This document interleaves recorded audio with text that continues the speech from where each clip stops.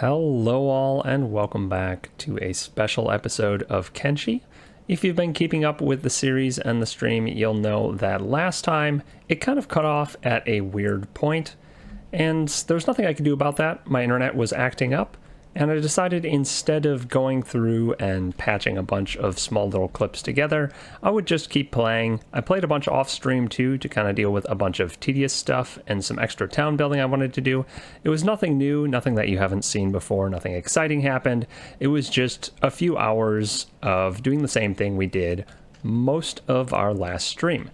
So this time, I just want to go through and give you a bit of a town tour to update you on everything that's new, and then we're going to go through and look at all of our characters, all of our character stats, and see where everyone's at. There's some exciting stuff, so kind of happy to do that, and then next episode we'll be able to just go out and start exploring and doing stuff again.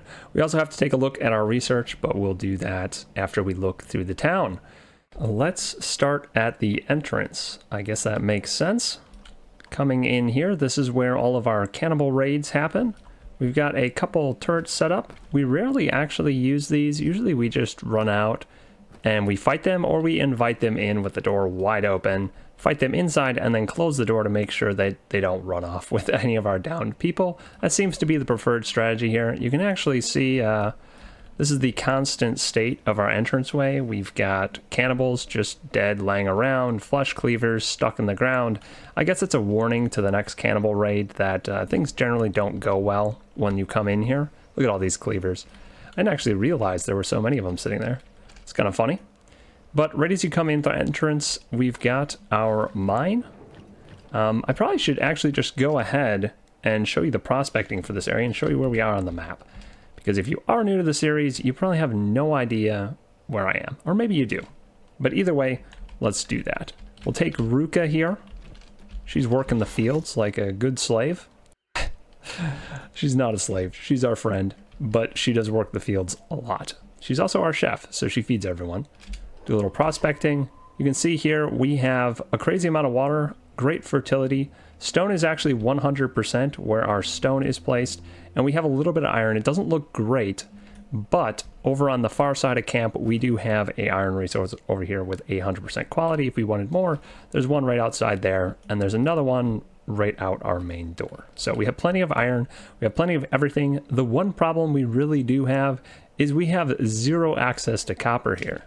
Unfortunately, we are way up in the Cannibal Plains up here, in our town called the Donut, and there is no copper. I have not found a copper resource anywhere around here, and I have no idea. So I've been buying all of my copper up in World's End. We are just a short hike from World's End and from this fishing village over here. The ghost town just up the hill, you can actually see that from our village. There's the ghost town. That was a good place to farm a few resources when we first got started here. But yeah, copper is the only thing we're really missing here. Otherwise, I absolutely love this location. Aside from the cannibal raids that happen about every 3 or 4 days, Canhead likes to come around knocking, so if you are not strong enough to deal with about 40 or 50 cannibals attacking your town every couple days, I don't recommend building here. But at this point, we have a good group of people. We've got, I don't know, 22, 23 people-ish, and our stats are pretty darn decent, so we can beat up the cannibals quite handily. Now back to touring the town. I guess I'm just going to go clockwise through all the buildings that we currently have. We'll discuss this little arena over here in a little bit. But let's start here. Our first building is our research building. This is the first building we built, and we've got a bunch of general storage in here. That's kind of where I've been throwing stuff when we come back from our raids. And we've got the arms. You'll notice here since last time that some of our standard and high-tech left arms are here. That is because I finally did offline find a whole bunch of specialist limbs, left arms, for all of our people that are missing them. So all of the main Wayward crew, which is the renamed crew that we were using before for our plot characters, because now we have plot characters in both crews. Decided to rename that. So this is just going to be Wayward. This is the group we'll run out and go out and do an adventure with. And then the townsfolk will stay at town to run the village. But we got specialist arms and legs for everyone in the Wayward crew, which is nice. All of our named characters, at least. This building is kind of boring, honestly. We got a little bit of power set up upstairs. We've got the stuff downstairs. We got a little bit of a seating area underneath here. It seems like people just sit whatever direction they want on these boxes. I thought I could make them face forwards, but as you can see, Zach here's just licking the wall, so that's great. We actually have never used our item furnace. I did put a corpse furnace in here, but I have no one working it because I'm very worried that if one of our characters dies in town here, which is very unlikely, but it's always a possibility, right? I'm worried that they'll get burnt in the furnace before we can bury their gear properly. So I just built this as the last thing I built offline, and I'm not sure if I'm going to keep it, honestly, because I'm worried I don't want people to automatically burn our named characters. That would be really unfortunate. But I got really tired of our cannibal pile being here. Usually there's a pile of flies and cannibal bodies here pretty much perpetually. As soon as the last one despawns, it seems like another raid comes. Hopefully someday we'll wipe out all of the cannibals in this entire region and we can stop dealing with that. But for now, we've been fertilizing the fields with them. Our next building is our kitchen building, our kitchen and bunkhouse. So we've got a whole bunch of beds in here, our kitchen set up, a lot of just decorative things here and there. You can see this is our main storage for food in the main place we produce food in the village. Upstairs, we've just got more seating and beds for healing up after raids and when everyone comes home from an adventure. Next building down is kind of our meeting building and lounge. This is where most of the people hang out most of the time. They're either hanging out here or over in the tavern over there, the public tavern, because there's a whole bunch of seats and I store some of the bread in here. So it's the closest food to most of the workstations. And then everyone comes in here, grabs food, sits down and eats and takes a break, does whatever. We also still have the bodies of our dead named characters buried in this building. I haven't made a proper location for them yet. Maybe I will make a new building for it, but honestly, I kind of like that their boxes and their memory is kept in a location where the other player characters get to go visit all the time. Upstairs, I decided to add in, since the last stream, kind of a meeting area upstairs that's kind of outdoors. This seats, or will seat, everyone in the crew, which is pretty nice. We can have everyone but 3 people, and then I assume 3 people would be up front talking or presenting or doing whatever the heck they're doing. So we got kind of a cool setup. I thought that was an interesting flavor thing. Next building is just general storage and batteries. It's really just a battery building, but I added a few different things just for decorative purposes. And then we've got our training hall. This long building is what we use for training all of our people. And I put a decent amount of time into decorating this and adding a bunch of flavor to it, because this was built in honor of our 4 deceased. The first 4 characters that died, they all died at once, and 3 of them were near and dear to our hearts. So in honor of them, for our new recruits and for the remaining people that were alive, we built a big training center. So I've put a decent amount of time into this. Coming in the first floor, we have some cages. A lot of this is just flavor. You'll have to use your imagination, but that's what's great about these types of games, is it really leaves stuff open for your imagination. We've got some cages here, and the cages are for training your escape, because we seem to get imprisoned a lot, especially here in the Cannibal Plains. So I can train people how to get out of there. We also have actual lockpick training over on this end, and you can see that I don't have the spring steel to upgrade to the final tier where we can all train up to 30, but we've got a couple lower tier ones that are still functional that people can train on. We've got thief training boxes, which I realized at the end of the last stream, maybe it was either at the end or it was off stream. We need pearl cups and pearl vases to finish these, so we only have the second to highest tier actually complete, so we can train up to skill level 20. We need tools for one of them, but next time hopefully we'll get out and we'll try and find some pearl cups, pearl vases. I think I recall seeing those types of things in hivers. I think the hivers were selling them. They were like, hey, look, definitely not stolen goods. Why don't you buy these? So we're gonna have to check out the hivers next time we play to see if we can purchase some of those items and finish off our higher tier training boxes, our highest tier.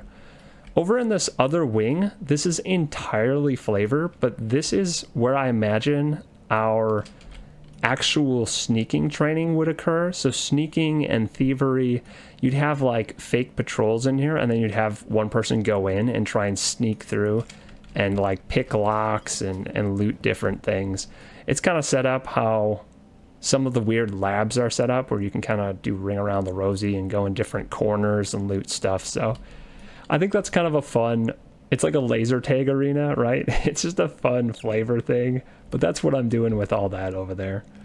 Upstairs, we've got a table just for relaxing, and then we've got our Mark III training dummies. That's just for training up our basic stats, a few places to relax in between training sessions. And then we've got our assassin training over here, which is also the Mark III assassin training. Up top, we've got our turret training stuff. And I did this off stream. Here's our little bolt boxes. But I think this is a really fun flavor. If you see over the fence, oh my gosh, my zoom is crazy. All right, so you can kind of see over the fence back here, there's some training dummies I set up on the terrain. I'll zoom in on those. And these are not actually functional, right? They're just for flavor, but I figured it'd be cool to have some dummies out there so that when you're sitting and looking from the training turrets, you can actually see them in the background back there. Like, that's what you would be aiming at from these turrets. And I made sure that they had line of sight kind of to all of them, and they're in different positions behind rocks and through trees and things like that. So I thought that was a nice touch. Those are the types of things I like adding to a village, the details that you might not notice, but are pretty cool. This building is eventually probably going to be for weaponsmithing or armor smithing, one of the two. I haven't moved that, and I haven't gotten to the next tier yet on that, unfortunately. So that's a completely empty building. This is our current weaponsmithing building. It's very empty because I don't know how big the next workbench is going to be, and we can't build it yet. So we've got all of our different weapons here. We've been making some pretty darn good weapons now. Our crafter's getting pretty high up there in levels, so we've got that. We've got our arrow making bench, our bolt storage, which is kind of filled up, and a completely empty room. Outside here, we kind of have a bit of a mess. I'm not really happy with how our iron and steel refining are positioned, but it's okay, and I'm probably never going to change it because it fits here, and it's close to the resource. Close to the resource, close to the things that use it, the weaponsmithing, and right now the armor smithing is all in this building. We've got our outdoor storage for raw iron, raw copper, some cotton, iron plates, steel bars.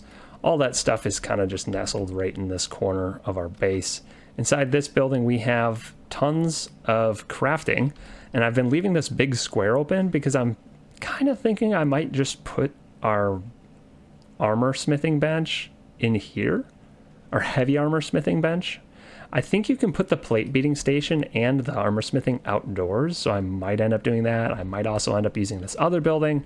That's kind of still up in the air for when we get to it, but we don't have the technology for it yet. So I've just been cramming everything into the corners of this building. It's our general crafting building right now. We've got our cotton loom, our leather working tanning bench, and then we've got the clothing bench and the leather armor crafting station. This guy here is our main armor crafter, and he is an absolute master at this point. He is 88 in it. So a lot of the gear he's creating is specialist and masterwork grade, which is absolutely awesome. However, he is still an unnamed character. This guy right here, I would love to get named. He is a male Scorchlander. If you do not have a character named and you are watching the series, or you're just popping in just once, I'd love to get this to be a named character. If I killed your character, you can also claim this guy, but yeah, it'd be lovely to have him named, because then all of the armor we craft with him will have his name on it. Because right now, it's just crafted by Sergal. High quality armor crafted by the renowned smith Sergal of Nightlife Gaming. Now, I would love that to be a named character, because then everyone's gear would have that person's name on it. It's not too late to do that. I did craft a whole lot of gear for people, offline and during the last session. So there's a lot of stuff with his name on it already, but a lot of our gear is not actually endgame gear because it's not the type of things we want. Because right now, all we can craft is leather armor. So as soon as we get our heavier armor crafting bench, our plate beating station, we'll be replacing a lot of the stuff that we're wearing with new stuff. And then we can have the new person's name on our gear, and I think that'd be really sweet. I think that was kind of a missed opportunity. The reason we were using him at home was because he wasn't a named character, and I was using all the named characters with the away team because that was just more exciting. But now we're using named characters in town and away, so if you do want to claim this character, that would be sweet. Your name would be on all of our gear. And kind of along that same lines, I decided for Abuela not to use Molly. I decided to use our weaponsmith and change her to Abuela. They are now a named character, so we're going to have a named character creating all of our weapons from here on out. And even more so than the armor, all of our weapons are going to be replaced at this point because we were making fairly high-level stuff, but we haven't even started making the steel stuff. So lots of better weapons to be made, and they're all going to be made now by a named character, which I'm really happy about. The other stuff in this building is just our robotics bench, electronics workbench, and then our medical workbench. Eventually, it sounds like we're going to be able to make limbs ourselves, so maybe I should leave this room open for like limb crafting benches, but we'll see. I really don't know because I haven't gotten that far in the game since they added that stuff. So that'll be kind of exciting. But right now, just Shifty is the one working all this stuff. He's learning how to do robotics, which is kind of cool. And he's making medicine for our crew because, man, he feels bad about getting people killed. So healing kits is what he's focusing on now. Trying to save lives, not end lives. Out in the middle of our village is farm fields. So part of the reason I love this basin is because it is great for farming. So all of our farms out here have 100% crop yield and 100% growth rate. So we are overproducing basically everything with just a few fields of each. This here is green fruit, and actually I just remembered I need to turn my ovens back on so we can start cooking again. I turned them off so that we could finish up making our field. This one right here, but it looks like it is almost fully grown and its condition is great. So we can start harvesting our green fruit and turning it right into meals again. I did pause it briefly at the end of the last session. And let's see, our cotton is basically always full, which is kind of annoying. But yeah, farm fields down the middle. This little building here is where we keep our training equipment. So this extra little bit, the part that makes the donut, the interior wall, is a battle arena for fighting people we have captured. These are all cannibals, actually. And you can see here, this can on this cannibal's head is actually Canhead's can. The first time Canhead, which is like the leader of the cannibals, came and attacked our village, we defeated him when we stole his hat. This is his hat. So we are keeping that, and we're putting it on one of our training dummies, is what I've been calling them. But they're just cannibals that we've captured and equipped with decent gear so that we can do mock fights against them and train up our stats a lot faster and much further than we can with the training dummies. So that's what we've been doing with our new characters like Cassandra and Kay Gear. They've been training up by coming in here and letting out one or two of these guys and just fighting them until they get downed, or vice versa. And then we release a few more of them and we keep going. Looks like right now we are building torches so that we can keep an eye on these hooligans. And I just noticed that a couple of these cells are backwards. So we'll fix that next time. These guys don't need to be facing the wall. I feel like they're on timeout. I mean, they kind of are. They came and attacked our village, but still it seems weird to have them facing the wall. So we'll fix that next time. But that's what those guys are for. I built this little building in here. I was hoping I would be able to put them in beds and make them sleep and heal faster so that I could fight them more often, but turns out that doesn't really work. So I just kind of have this weird building in here that's also completely for flavor now. And I put some food storage in here, but they don't seem to... Like, if I just let them loose and wandering around in here, because they can't leave if I shut the door, I was hoping that they would come in here and, like, steal food and eat it, but they don't seem to do that either. So, yeah, we've got a building that's kind of just flavor in here, and I'm going to leave it. But yeah, this outside building, this is where we keep our training items. We equip our worse weapons so that we deal as little damage as possible. And then when we fight these guys, we can fight them for longer and gain more stats. They also have decent armor on that keeps them from taking damage, and their weapons are absolute trash as well. But they do have weapons so that we can train against people that are using weapons. And yeah, we can train up our defense and our offense. And the kind of nice thing about this is these guys actually train up as well. You can see some of their stats are actually pretty high for cannibals. It's because I've been training against them. So their stats will grow as my stats grow, and it's mutually beneficial, except that they can't ever leave. So that kind of works out. That's how we're doing that. I'd love to go out and capture some high-level enemies to put in here. I don't know, maybe like capture a Dust King, capture some named ninjas or something, some like the high-level stuff, so that we have like challenges to do in the arena. And a lot of times I just have people run in here and fight, but occasionally I like to have the people who aren't fighting line up and just watch from the grandstands. It's one of those things that's completely unnecessary in the game, but it's very satisfying to kind of do. You just imagine them up there cheering while there's a battle going down, a mock fight. It's pretty cool. These last few buildings over here, this one's just storage. It's just a little building that I thought it looked nice here in this little cluster. This is a bit of a mess here, honestly, still. But this is all probably going to change when I get a better ore mine. If I get the drilling machine ever, that will go here, and then I might move this kind of back there, get rid of this stuff, and we'll just have fields in the middle. And I think that'll look nicer, instead of having this big machine awkwardly sitting at a weird angle. It really bothers me in the same way that the machines over here kind of bother me. These ones, I don't mind as much anymore because they kind of fit in that space nicely. Mostly because I put the buildings the way I did afterwards, but this was one of the first things we built in the village, and it just doesn't fit here anymore, so we do have to move it eventually. The big building here is also completely empty. I'm thinking of having this be a public building as well. We have our bar over here. This is a public bar. We have some sales shops in it, but I don't know what to make in this building. If you've got an idea, let me know. Otherwise, it's just kind of sitting there as a placeholder until I think of a cool idea of something to do with it.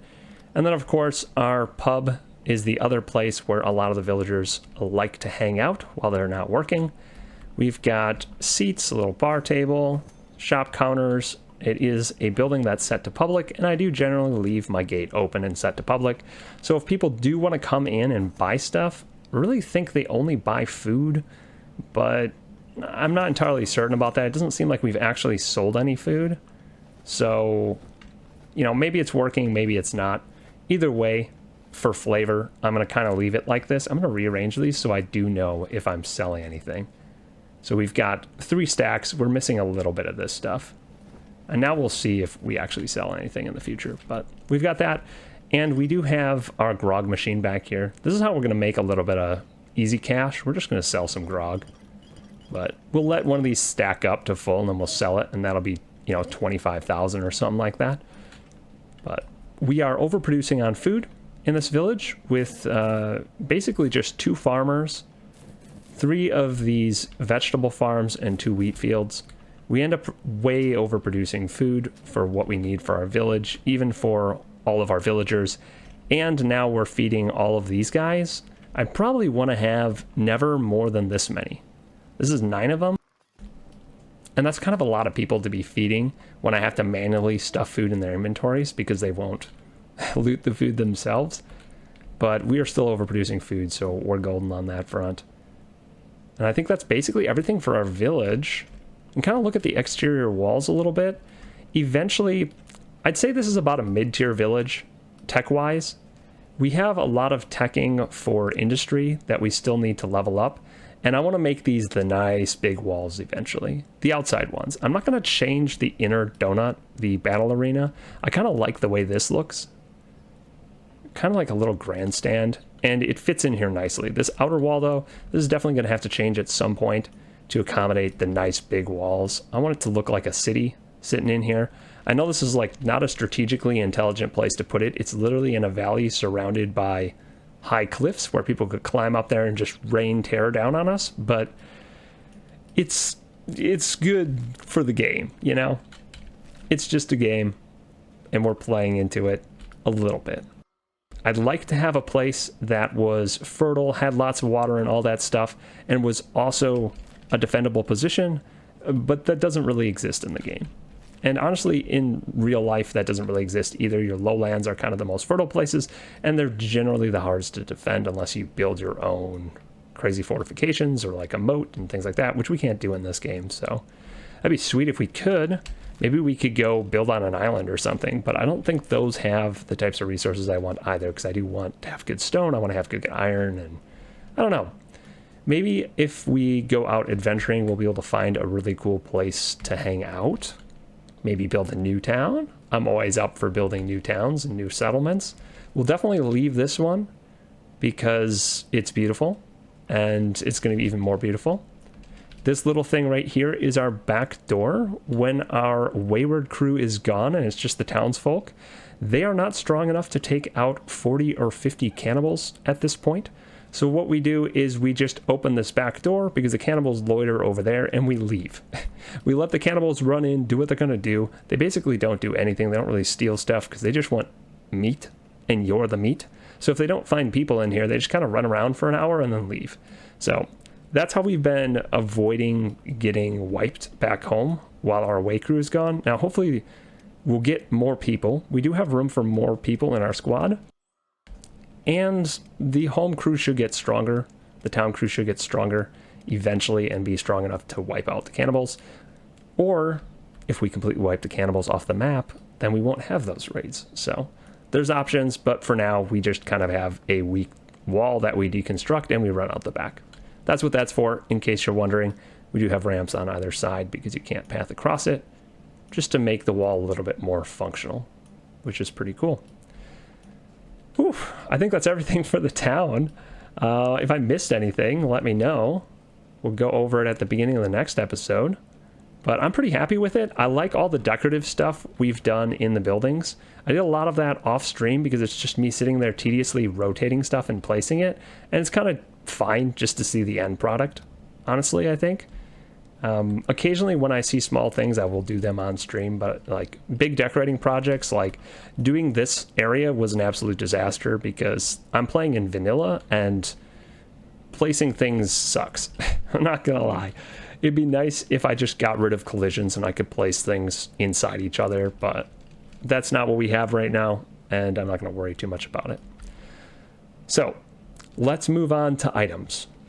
Now, I played for quite a few hours after the last stream broke, and we basically just did a ton of crafting.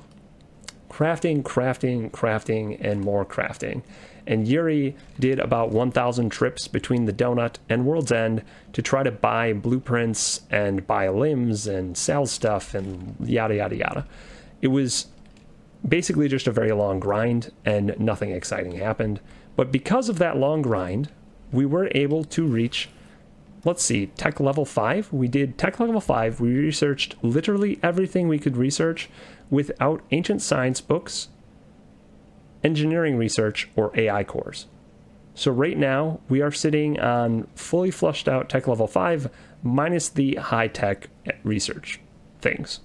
And we're actually ready. We could even go up to tech level 6 if we wanted to. But again, that takes 2 AI cores. I have never found them, at least in this playthrough. We don't have any AI cores. We are pretty much fresh out of the ancient science books, and we have not found a single engineering research. That is going to be the goal for next episode. We are going to be going out, and I have a couple maps. These specifically say a good place to find engineering research. So we are going to go and find where these are. We're going to open these maps and look at them. And we're going to run to one of them or a few of them next time with our wayward crew, and we're going to try and loot some of that stuff. But we are pretty much fully teched out as far as we can right now. And yeah, we did tons of crafting. So we'll look at the items for our characters. Like I said before, Circle has been really crafting up a storm. Our body armor is all really high grade.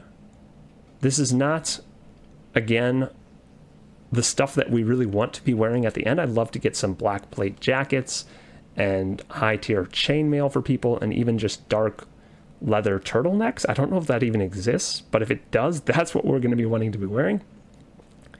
So Yes, it's high level, but I would love to rename the crafter and get even better stuff. For now, though, this is a huge upgrade from the junk we've been wearing up until this point. So defensively, everyone in the entire crew, Wayward and Town, is kitted out to much better gear. And on top of that, we have home crafted weapons. This one, as you can see, is from the new character, Abuela, actually crafted by them since they changed their name because they improved their crafting. I let it run just a little bit longer so that we could get a couple weapons with their name on it before we go out and we bash some things with them. But they're actually going to be coming with us on this next trip because we cannot craft any better weapons until we find some of the engineering research or whatever the heck we need in order to start using our steel. So that's why they're coming with us. They're going to come out and be like, hey, I want to make better weapons, but I need to find a way to do it, you know? So they're doing a little bit of research, some field research. They're going to get some combat experience, and they're going to hopefully learn some new smithing techniques while we're out and about, which would be great. But for now, we have some pretty good gear. Nothing to frown about. Flan finally got some proper ninja rags, and you know what? The defense on these are pretty impressive. I thought these were going to be absolutely trash, but not bad for how many bonuses it gives. I actually have him no longer carrying around a second piece of armor to swap to because he's got pretty darn good stuff. Feels real good. He's still carrying sandals when he needs to be sneaky because the drifter boots do reduce his stealth a little bit. But he is going to be our sneaky guy. Kenpachi here, I have switched to a plank because he wants to specialize and get to about 30 in all the things, which I think it's not really specializing, it's diversifying. But I think that'll be super cool because then we can switch up what gear he's using in order to fight specific enemies. Like if we're going to fight crabs or something, the heavy weapons or the hackers might be way more beneficial. If we're going to fight beak things, pole arms are great. That kind of stuff. So I like the idea of him diversifying a little bit. And I decided to go with heavy weapons next because that will train up his strength, and he's carrying heavy armor. So that'll be beneficial for whatever he switches to next regardless. He's already got stuff in katanas, which is great because I think that's the weapon he's going to be the worst with, considering he wants to be wearing heavy armor, and that's a dexterity-based thing, and a lot of these have negative effects to dexterity and dodge and that type of stuff. So that'll be kind of fun. Yuri here has got the speedy blade and his ranged weapon. As you can see, he has a ton of nice gear, and he's embracing being the fastest man alive. He's not quite there yet. He's at 83 right now. The fastest is Shifty at 90. But Shifty's going to be hanging out in town, so hopefully Yuri, with all of his traveling around and running he's been doing, he'll slowly get up there. I don't know if there's a faster way to train this other than just running, but hopefully someday he'll be the fastest man alive. John Medieval has decent stuff. Some of the people that's wearing things other than stuff that we can create, like we can't create samurai leg plates, samurai boots, yada, yada, yada. We can't make those yet. That is slightly lower grade, but then in any slots where we don't have the gear that they want to be wearing eventually, I've just been slapping in mercenary leather armor because it's the best thing we can currently make. So we've got that on a lot of people. Zach here has specific stuff he wants to be wearing, so he's wearing that. He's also our martial artist, so he's got nothing in there. Drac can't wear much, but it's both specialist grade. Sark has most of what he wants to be wearing, I believe. I think he's actually one of the few people that has pretty much everything. He's using the spring bat. He's actually got the specialist grade one. I can't remember. I think we got that last stream. So that's looking pretty good. I should be looking at stats too while I do this, but we'll just look at gear and then we'll go through and look at stats again. Krazel's got most of the things he wants. I think he wants a different shirt. I think he wants black plate armor, but we can't craft that yet. I think I'm going to actually switch a lot of these mercenary leather armors out to that when we can, but that's someday in the future. He's got his other weapons. He's training katanas. Doesn't have anything in blunt weapons, which is what his offhand is now, but he'll get there. Kagir has his Desert Saber. He said he wanted a Desert Saber, but then he also said he wanted the one with the biggest defense, which is this saber. So maybe he meant he wanted the foreign saber. Either way, for now, he's got the Desert Saber, and he's working towards his full set of samurai armor. I just don't have this piece yet, and I don't have the blueprint for it. So we're getting there. Cassandra's got a few handmade weapons from town here, and then a bunch of specialist and masterwork grade armor. Her head's a little bit exposed, but she's got decent perception, and she seems to move really well in this gear, so she doesn't get hit that often. She's fairly agile. She's been one of the people we've been training a lot in the battle arena because she was new as of recently, and she's doing great. Honestly, the last time she fought in there, she basically didn't even get hit, and she took them all down with the junky training weapons, not her good ones. So she's in good shape. Emiltraz has stats in literally everything. I think this character started with a bunch, but they've also switched weapon classes a bunch of times, I swear. So they're doing great. I think they want crab armor in the headpiece and the body armor slot, but we don't have that yet. When we find it, we'll get it for you. But for now, you're just wearing this kind of stuff. Abuela is new. They're going to be a heavy armor tank as well, except for they wanted to wear sandals. That's going to be kind of a funny thing. This is not the hat they want or the pants they want. They want to be wearing some samurai stuff, but they're going to be like heavy armor and then barefoot. I think that's kind of funny. That's going to be an interesting flavor thing. Hopefully their legs don't get chopped at. But as long as they're keeping their arms safe, they should be able to continue crafting great weapons for us. And this is the character that's going to be using our foreign saber. We do have that for them. But because they're crafting weapons, they're constantly throwing their weapons in that box, so they just never have it on. Really quickly, I'll just flip through our home crew. As you can see, we've got wonderful armor for basically everyone. So everyone is a lot safer now from me getting them killed. I have no idea why Ruka has no boots. We'll fix that next time. But Ruka's just staying at home. Ruka should probably have some specialist grade drifter boots. I'm not sure where she put them. She probably threw them in one of these boxes. Or I probably threw them in one of those boxes. Let's just fix this before I forget. Ruka, I'm sorry I called you a slave earlier, and also here's some boots. Alright, Fumin, looking the same. Infinite Wing Wang, looking great.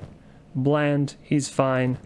This guy needs to be renamed, but look, he just made another specialist grade piece of armor. And then Digna. Digna is our new bow crafter. So if somebody wants to claim the person who is crafting bows, Digna is a Greenlander female. Circle is a Scorchlander male. So those are the two people that are crafters that are not named yet. So if you want your name on people's gear, those would be great ones to claim. All of the people in the town crew right now, aside from Shifty, are unclaimed characters.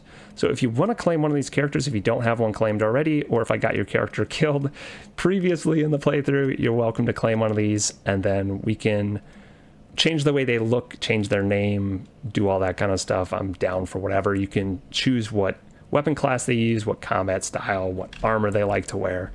I'm down for whatever changes you want to make. Right now we have a Scorchlander female, Scorchlander male, 2 Greenlander males, a Greenlander female, 2 Shuck females, and a Shuck male. We are currently still looking for a Hiver. We've got a Hiver that is either a soldier or a worker drone, and we're going to name them Pent. So as soon as we find one of those, that's already claimed. But if you want a different race or a skeleton or whatever, you can also claim that. And when we find one, I'll make it and I'll add them to the crew. So it's always an option if you want it. Really quick, I'm just going to flip through with the stats open so you can kind of see where people are sitting. We're not going to talk too much about it. A lot of them are doing pretty darn good in most things, but you can get an idea of the general strength of our crew. A lot of us are in the 20s, 30s, probably averaging in the 30s for our attack, defense kind of stats. Similar for... I mean, it's probably averaging in the 20s for our strength, toughness, dexterity kind of stuff. Some of these first characters look pretty high, but you'll see as we flip through that they do get weaker. Those are just the ones that joined the crew very early on. Our way crew is pretty strong, but we're definitely not the strongest people in the land. We're still going to have trouble with paladins and things like that. But we're fairly safe. We're fairly safe against a lot of things. Definitely not security crabs and the higher tier enemies, but I say we have a pretty strong mid-range crew, and we're pretty nice mid-range base at this point. I think that's going to be it for this little short episode, though. Again, if you want to claim a character, let me know. And I'm looking forward to our next episode where we're going to be running out and we're going to be trying to find those research artifacts. I think future episodes for quite a while now are not going to be centered around our town. We're going to be out and about again. And meanwhile, the people at town are going to be doing stuff. We're going to be leveling up a little bit here and there. But for the most part, we're going to be trying to find these ancient research things and really exploring the map, places I've never been. So I have never been in my life playing Kenshi in the top right corner or the bottom right corner, I don't think. I think the last time I played, only the whole left side of the map was done. So I've seen a lot of that. I haven't seen a lot of the bottom left corner, but I've seen a lot of other stuff. So I'm excited to get out there to experience new things and hopefully share them with you. So thanks for watching, and I will see you in the next one.